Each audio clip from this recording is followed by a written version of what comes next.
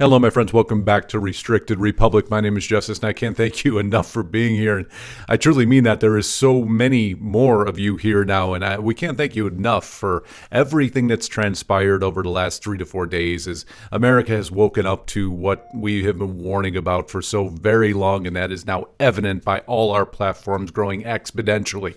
But today's broadcast goes to show what we have done so successfully.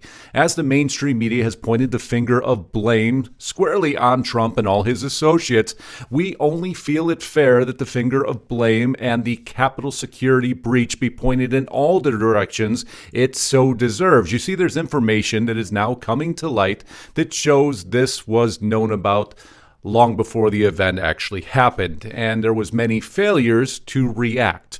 And so if we're going to be fair and the finger of blame is being pointed at everyone, then we shall too share that blame with those responsible for the very security that was breached. Now, we're going to get there quickly, but I have a favor to ask of you first.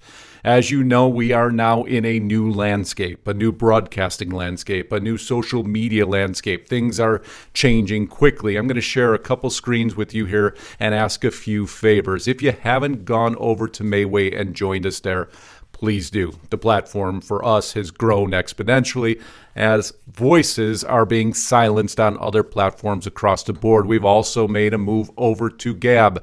Now, granted, Gab is having some problems as they're getting such a major influx of users. We've just started really trading over there in the last 48 hours or so.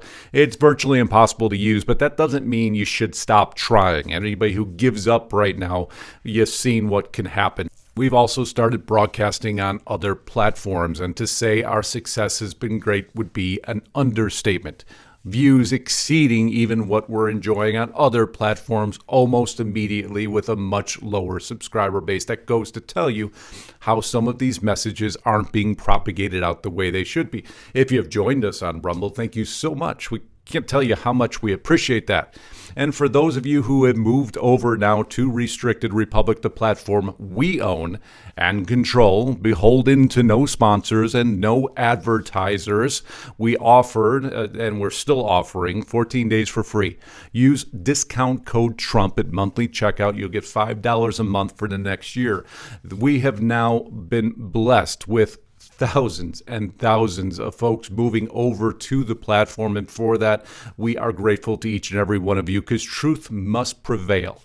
We have always put through a very moderated and educated message. We provide our links to everything because this is what true journalism is supposed to look like and sound like, and not be so partisan and driven by hate. No, it's supposed to be driven by fact.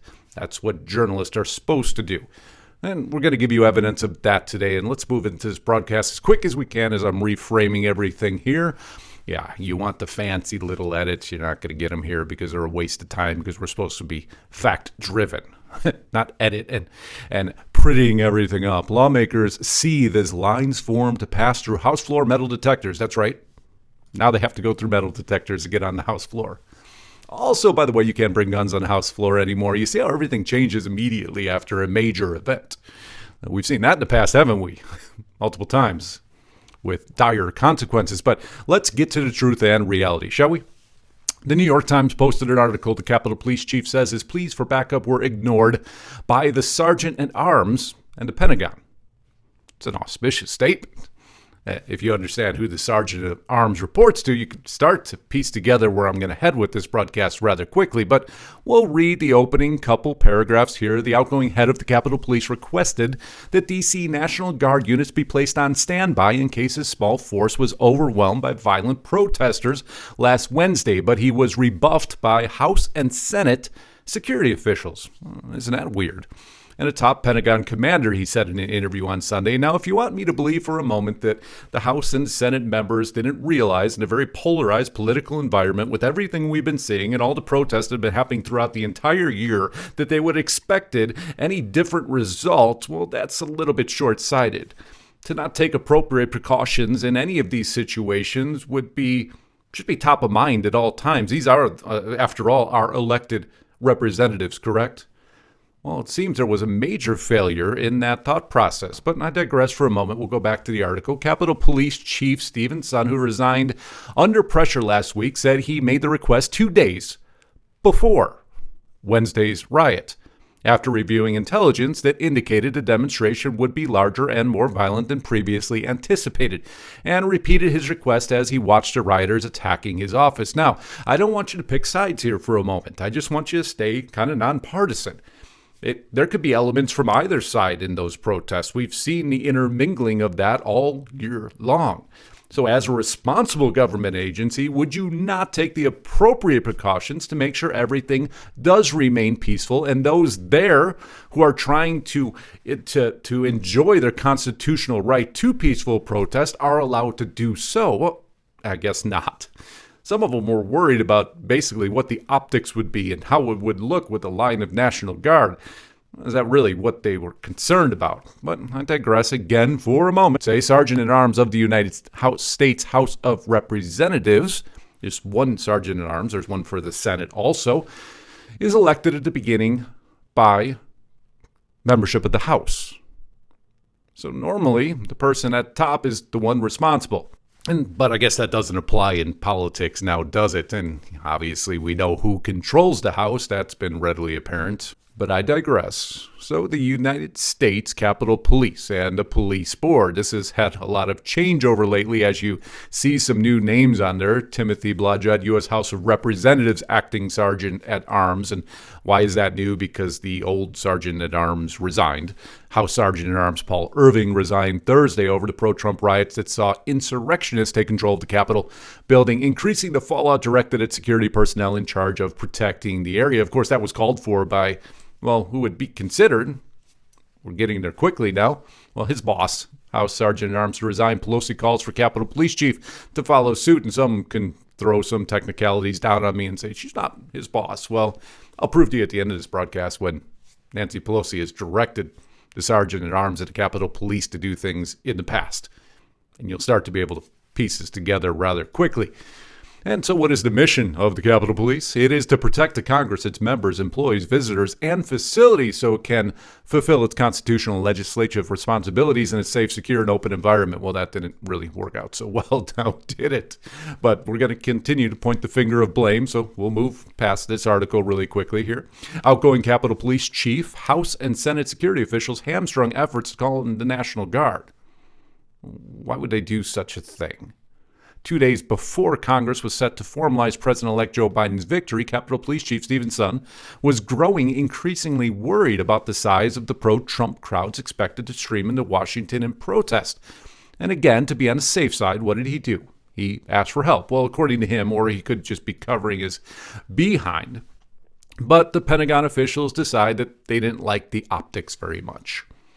They didn't want a line of National Guard standing a police line with the Capitol in the background, per the Washington Post article. I'll make it bigger there just so you could see that, optics seem to have come into play.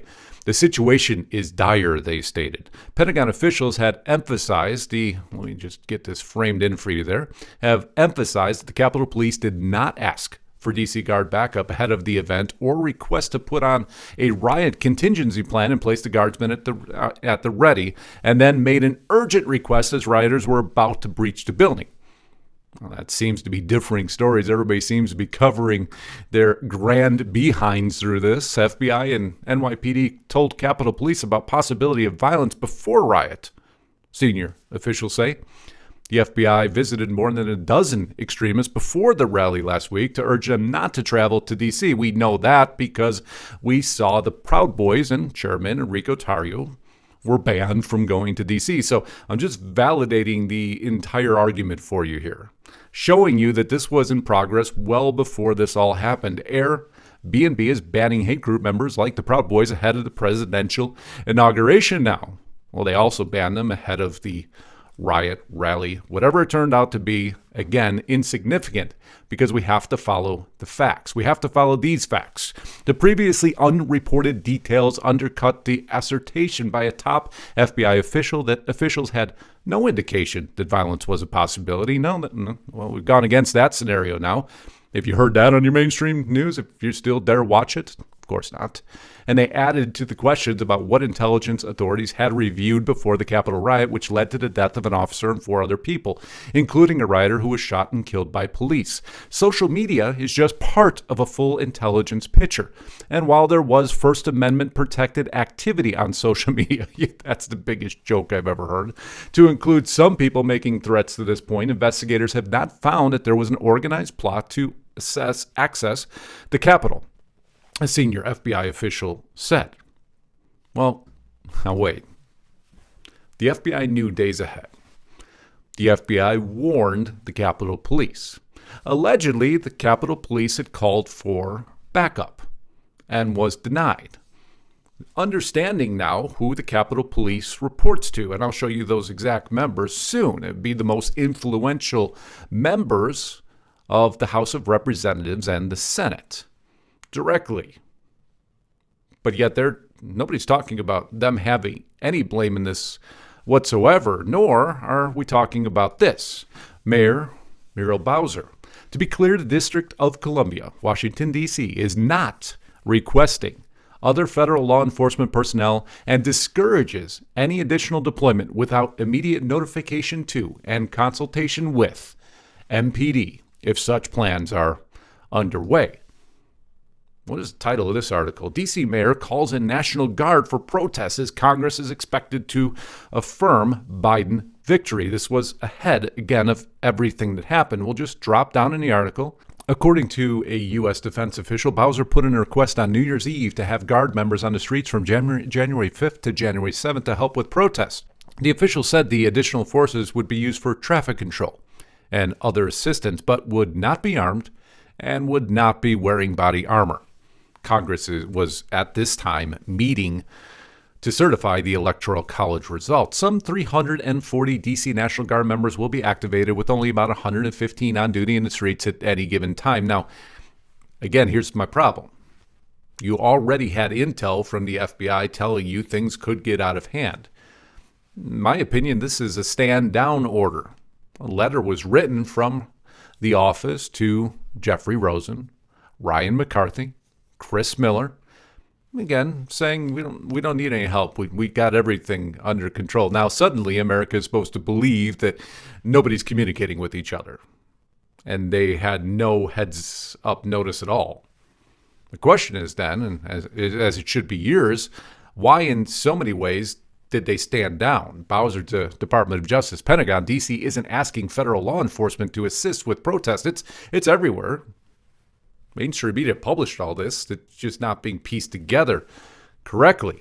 Even the Associated Press, Capitol Police rejected offers of federal help to quell mob. Well, I just showed you they had allegedly requested help. Do you see the misdirection, the lies, the deceit? And some would term it a betrayal. In my opinion, it most certainly is, because the finger of blame needs to be pointed in all the appropriate directions anytime an event like this occurs. No violence is ever condoned, ever. But how did it happen is what we want to know, and I believe as an American citizen we're due that answer. Of course, now, afterwards, we're seeing the atrocious after effects. Betrayal. Mitch McConnell pleased about impeachment, wants Trump and MAGA movement purged from the GOP. We have congresswomen coming out and saying that, well, hold on, let's just let her say it for herself. And so not only do I intend to see that the president is removed and never runs for office again and doesn't have access to classified material, I also intend to see that those members of Congress who abetted him, those members of Congress who had groups coming through the Capitol that I saw on January 5th, a reconnaissance for the next day, those members of Congress that incited this violent crowd. She said that out loud. Members of Congress that were providing reconnaissance tours. These are our representatives. Aren't you proud that we elected each and every one of them? They're doing such a fine job in their duties. Now Hillary Clinton back in headlines. GOP and conservative media can begin the healing by stating Biden was duly elected president. Here's what you're supposed to say. Here's when you're supposed to say it. Here's exactly how we want you to word it. You see how everything's transitioning now? Everything's changing right before our eyes. even though the U.S. Capitol Police Intelligence Chief warned Congress in July of right-wing attacks. Now, this goes all the way back to July. But no warnings were ever given. Everybody was caught off guard. Nobody knew what was happening. Nobody took preparation. So who would the sergeant at arms technically be? Who would the most influential members of the House of Representatives and the Senate be that could potentially have been talked to, including Steny Hoyer, including Mitch McConnell, including Chucky Schumer, and most importantly, including Nancy Pelosi? But some of you may say they don't have the influence, Justice, that you believe they do. And I'm going to prove that wrong here as we close out this segment. Deeply inspired by the young activists and advocates, I think this is important to go full screen. Leading the way on confronting climate change, the climate crisis threatens the futures of communities nationwide, and I strongly support reinstating the Select Committee to address the crisis. And what happened? Well, these activists went to Washington. And what did Nancy say? See, right below this same tweet, just tying this together for you. We welcome the presence of these activists, and we strongly urge the Capitol Police to allow them to continue to organize and participate in our democracy. So if anybody would like to refute me and state that those influential members of the House and Senate have no say in what the Capitol Police should or shouldn't do, or couldn't have authorized additional security to assure the breach did not occur at the Capitol, then I just share that tweet with you. And this is why everything that happened and the finger of blame needs to be redirected. But right now, they'd rather distract you with everything else they're doing to slow down the process of justice, as long and to assure that process of justice is never directed at them. You see how easy it is to piece together the truth that is hidden from you, held from you, covered up from you, because a sense of reality would show you that the very people who are meant to represent us are misleading you and misdirecting you because they didn't perform their basic job function. They were the, let's say, bosses of those that they are blaming for failures in security, even though very members of that same security team reached out to them prior and asked for help. None was given. And that begs a more serious question. How can these folks that are supposed to represent us allow any of this to occur? You and I know the answer to that question, don't you? I just want to make sure we let everybody else in on why. So until next time, again, if you haven't subscribed to me here on this platform, I certainly hope you will. More information like this to follow. I can't thank you enough for so many of you joining us. Get over to Restricted Republic when you really get the unfiltered and uncensored information. And we're beholden to no one. We have no commercials. We have no sponsors on purpose. We're beholden to our audience only. And that is why it's grown the way it has. Because when you hear news in that format, and don't worry, we rebroadcast all this without commercials over there, so you don't have to waste any of your time. You'll understand quickly why we got away from everything that has now suppressed even the president, who is now shut down on everything. The purge continues. Until next time, Godspeed and God bless. Justus Knight, signing out.